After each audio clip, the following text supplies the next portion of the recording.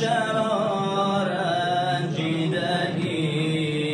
ای شمعی شب افروز من از من چرا رنجیده ای یک شب تو را مهمان کنم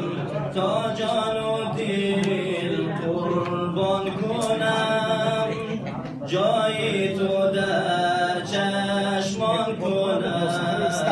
از من چرا رنجیده ای ای جانی من جانانی من بر من نگر سلطانی من یک شب بیا مهمانی من از من چرا من عاشق و دیوانه‌ام اندر جهان افسانه‌ام تو شمع و من پروانه‌ام از من چرا رنجیده ای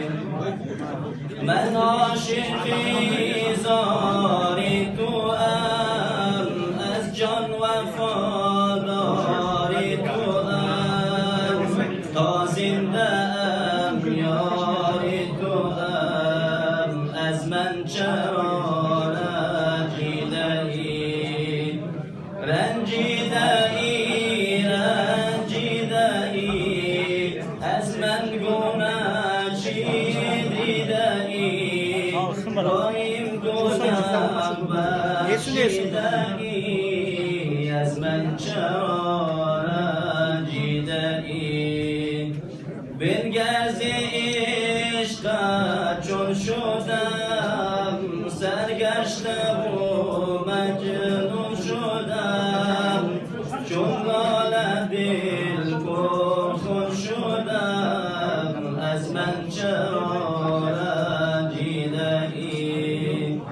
گر من بمیرم در غمت خونم به افتد گردنت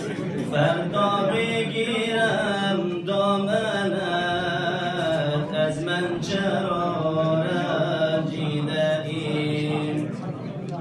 ای سرو خوش بالای من ای دلبری رعنای من